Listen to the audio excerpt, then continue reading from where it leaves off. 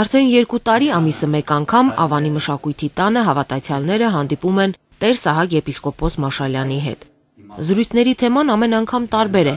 մեղք, հիվանդություններ, եկեղեցական տոներ, հավիտենականություն։ Հանդիպումներին գալիս են Երևանի տարբեր համայնքներից։ Հավատացյալներ, ովքեր հնարավորություն ունեն լսելու սրբազանի քարոզները, ապա հարցեր ուղղելու նրան։ Շատ կենսական քարոզներ են, ես ուղղակի Աստծո հրաշքն եմ համարում այս տեսակ եպիսկոպոս ունենալը եւ նրանից սնունդ ստանալը։ Անկախ նրանից ինչ լսեց, շարականները լսեց, հաղորդություն ստացավ, զրույց լսեց, հոգեվոր սնունդա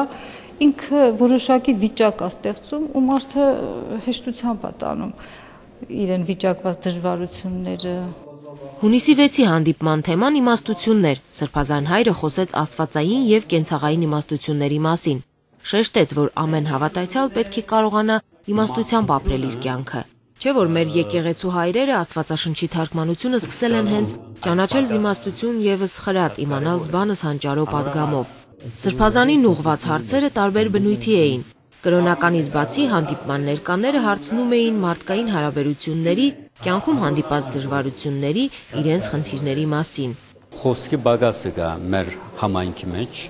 եւ մենք կսկանք այդ հատկապես մեր հավատացյալ ժողովուրդը բազմաթիվ հարցումներ ունին հավատքի մեջ խորանալու միջոցները կկարոտին եւ նաեւ կկարոտին ինչու՞ չէ իրենց պես եղողներու հետ միասին լալ եւ պաշտամունքի մտնոլորտան դուրս ավելի հանգիստ նստած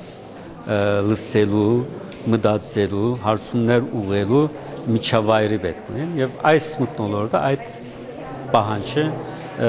կլրացնի։